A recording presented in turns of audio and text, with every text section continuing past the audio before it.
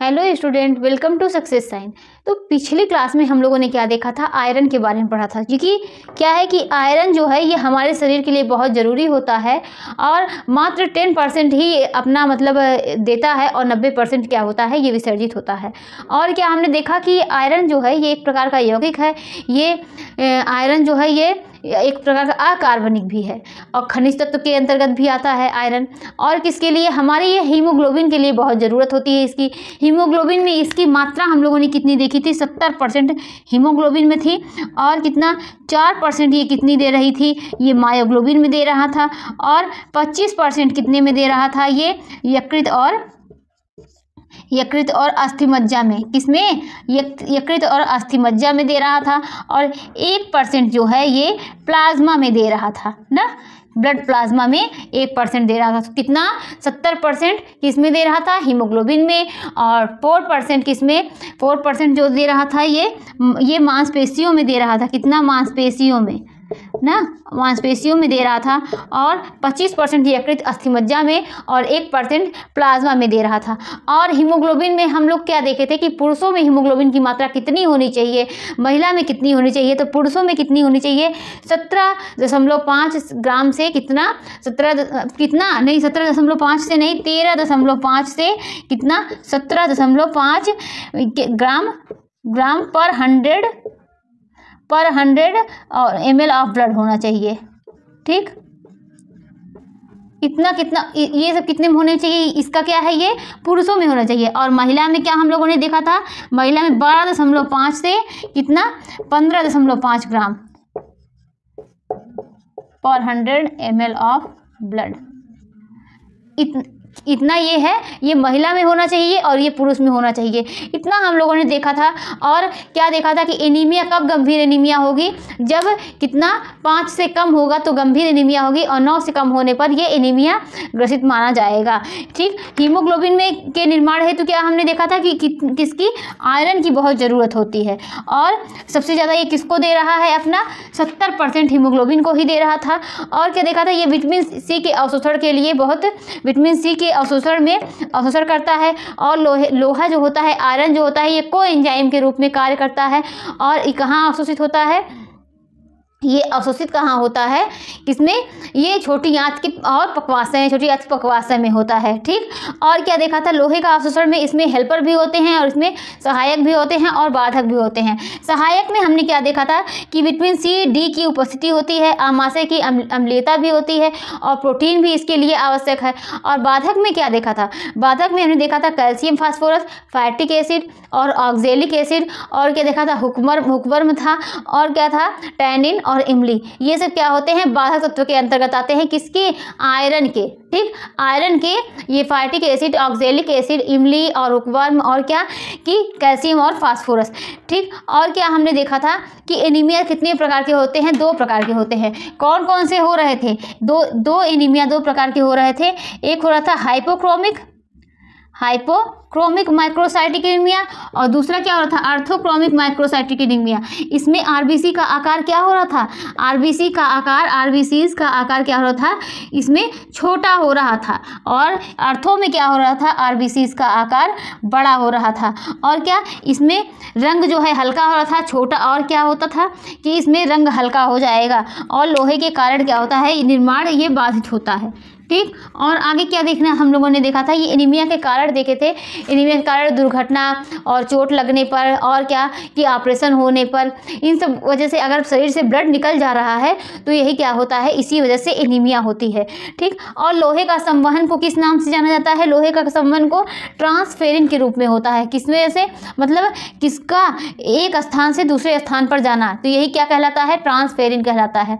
और क्या हम लोगों ने इसके बारे में पूरा ये लोहे के बारे में देखा था। अब हम लोग क्या देखेंगे, फ्लोरीन के बारे में। क्या देखेंगे, फ्लोरीन के बारे में। और इसकी जो है ये हमारे शरीर में इतनी ही मात्रा, थोड़ी मात्रा में इसकी ज़रूरत पड़ती है, कम मात्रा में ज़रूरत होती है।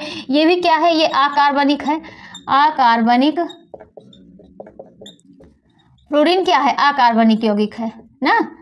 और क्या है कि ये माइक्रोन्यूट्रिएंट है। और क्या है, एक खनिज है। और क्या है फ्लोरीन, जिसके बारे में हम लोगों ने देखा इसकी कमी क्या है, कमी इसकी अधिकता, दोनों ही हमारे शरीर के लिए नुकसानदायक होते हैं। इसके ये तो हम लोग हर पोषक तत्व के बारे में पढ़ रहे हैं। और क्या हम लोगों ने देखा था कि ये क्या होता है, अकार्बनिक है, माइक्रो है, खनिज है। और इसके फ्लोरीन के कार्य को देखते हैं। फ्लोरीन के कार्य क्या हैं, फ्लोरीन के कार्य क्या होते हैं, ये ऑस्टियोपोरोसिस में मददगार होते हैं। ये ऑस्टियोपोरोसिस हम लोगों ने पढ़ा था ना, ऑस्टियोपोरोसिस जो हम लोगों ने रिकेट्स पढ़ा था, और ऑस्टियोमलेशिया, ऑस्टियोपोरोसिस किस में हो रहा था, ये ऑस्टियोपोरोसिस जो होता है ये वृद्धों में हो रहा था ना, और हड्डी में क्या हो रहा था, छेद हो जाता था। तो ऑस्टियोपोरोसिस में मददगार। तो ऑस्टियोपोरोसिस के बारे में बताइए, ये क्या होता है कि वृद्धों में होता है और हड्डियों में छेद हो जाता है। और आगे हम लोग देखते हैं कि हड्डियों को स्वस्थ बनाने में भी इसकी ज़रूरत होती है। हड्डियों को स्वस्थ बनाने में इसकी ज़रूरत पड़ती है।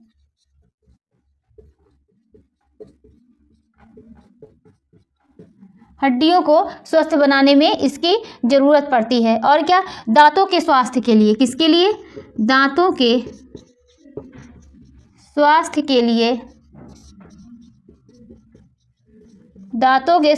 लिए जरूरी होता है।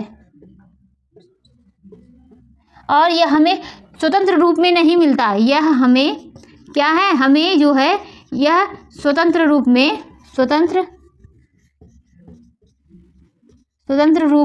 नहीं प्राप्त होता है।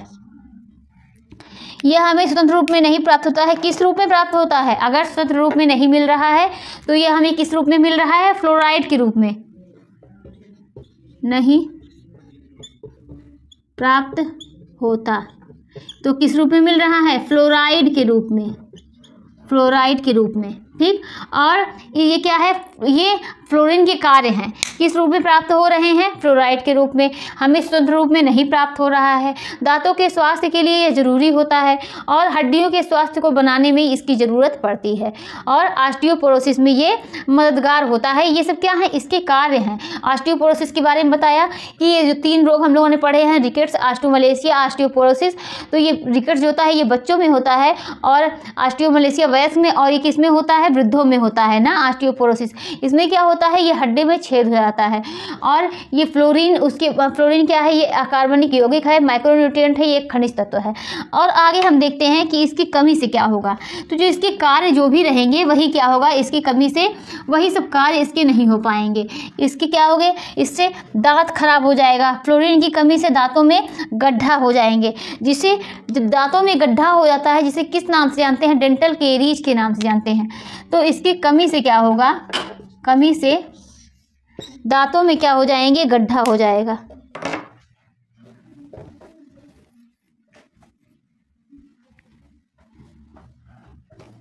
दांतों में गड्ढा हो जाएगा, जिसे किस नाम से जानते हैं, जिसे डेंटल कैरीज के नाम से जानते हैं, डेंटल कैरीज के नाम से जानते हैं। और ये दांतों में गड्ढा हो जाएगा, जिसे किस नाम से जानेंगे, डेंटल कैरीज के नाम से जानेंगे। और दांत जो है वो खराब हो जाएंगे, दांत खराब हो जाएंगे। ये क्या होगा, इसकी कमी से होगा। इसकी कमी से क्या होगा कि हड्डियों पे भी असर पड़ेगा, दांत खराब हो जाएंगे, और क्या होगा, डेंटल कैरीज हो जाएगा। अब हम क्या देखेंगे कि फ्लोरीन की अधिकता से क्या होता है, ये देखेंगे। फ्लोरीन की अधिकता,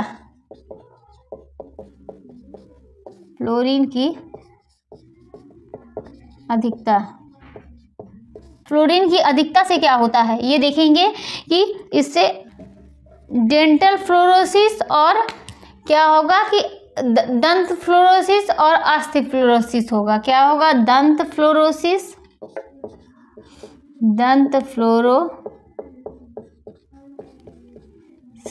और क्या होगा, अस्थि फ्लोरोसिस। अस्थि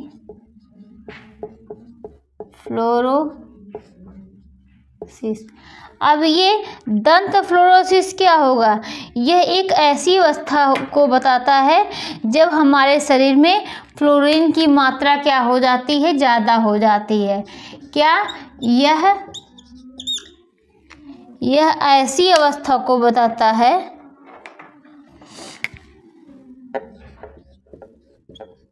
ऐसी अवस्था को बताता है जब क्या हो रहा है? हमारे शरीर में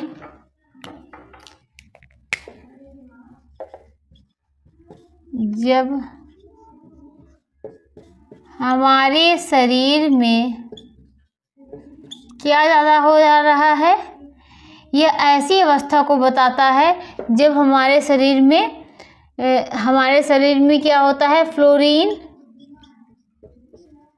फ्लोरीन जो होता है की मात्रा ज़्यादा हो जाती है,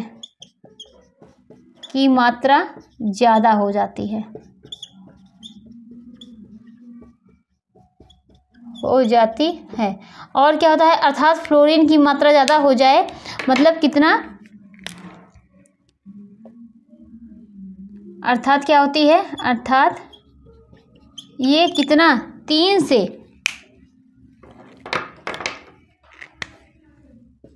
से 4 ppm।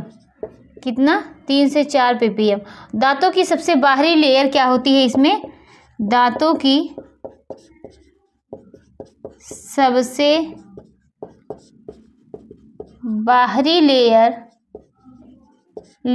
जिसे क्या बोलते हैं? इनेमल क्या होता है? समाप्त हो जाता है। दांतों की सबसे बाहरी लेयर यानी इनेमल जो होता है वह समाप्त हो जाता है। किसमें? दंत फ्लोरोसिस में या डेंटल फ्लोरोसिस बोलिए। क्या बोलिए? दंत फ्लोरोसिस या डेंटल फ्लोरोसिस में। ये ऐसी अवस्था को बताता है जिसमें क्या होता है कि हमारे शरीर में फ्लोरीन की मात्रा ज़्यादा हो जाती है, अर्थात 3 से 4 ppm हो जाता है। दांतों की सबसे बाहरी लेयर इनेमल जो होती है, जो सबसे कठोर होती है, वो क्या होती है? वह समाप्त हो जाती है। अब हम देखेंगे कि अस्थि फ्लोरोसिस के बारे में। इसमें क्या होता है? हड्डी सख्त हो जाएगी जिससे उसकी क्रियाशीलता, जब हड्डियाँ जो होती हैं वह सख्त हो जाएंगी, उसकी क्रियाशीलता क्या होगी? वो समाप्त हो जाएगी, हड्डियों के मोड़ने में दिक्कत होगी। तो इसमें क्या होगा? हड्डी सख्त हो जाएगी, ठीक। और क्या होगा? हड्डियों की क्रियाशीलता समाप्त हो जाएगी। हड्डियों की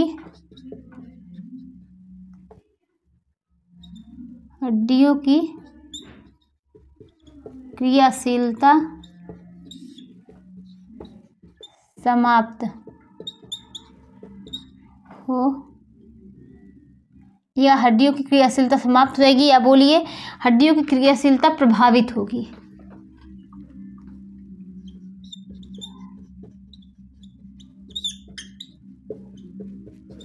तो इतना हम लोगों ने देखा क्या है कि ये पूरा किसके बारे में? ये अधिकता है किसकी? फ्लोरीन की अधिकता से क्या हो रहा था कि दंत फ्लोरोसिस और अस्थि फ्लोरोसिस होती है। दंत फ्लोरोसिस क्या है? ये एक ऐसी अवस्था को बताता है जब हमारे शरीर में फ्लोरीन की मात्रा जो होती है वो ज़्यादा हो जाती है, अर्थात 3 से 4 ppm हो जाती है, और दांतों की सबसे बाहरी लेयर इसमें क्या होती है? समाप्त हो जाती है। और अस्थि फ्लोरोसिस यहाँ होता है, ये हड्डी सख्त हो जाएगी और हड्डियों की क्रियाशीलता इससे प्रभावित होगी। ये क्या हो गया? पूरा ये फ्लोरीन के बारे में आज हम लोगों ने देखा। इसका चैप्टर थोड़ा सा छोटा था, लेकिन अगर हम इसमें कोई दूसरा चैप्टर पढ़ाते हैं तो काफ़ी लंबा हो जाएगा। अब हम लोग क्या पढ़ेंगे? नेक्स्ट डे सल्फ़र के बारे में पढ़ेंगे। सल्फ़र भी हमारे शरीर के लिए क्या होता है? ज़रूरी होता है। ये किस में पाया जाता है? ये लहसुन प्याज की गंध में सल्फ़र पाया जाता है। किस में? लहसुन प्याज की गंध में। और क्या सल्फ़र के बारे में देखेंगे। सल्फ़र प्रोटीन में भी पाया जाता है। ठीक, प्रोटीन में सल्फ़र की मात्रा कितनी होती है? 1% होती है। कितनी होती है प्रोटीन में सल्फ़र की मात्रा? 1% होती है। लेकिन इसके बारे में जो भी है सल्फ़र के बारे में, उसके बारे में हम लोग नेक्स्ट वीडियो में पढ़ेंगे। आज इसके लिए इतना ही। अब हम लोग नेक्स्ट डे इसके बारे में जानकारी लेंगे कि सल्फ़र क्या होता है। ठीक।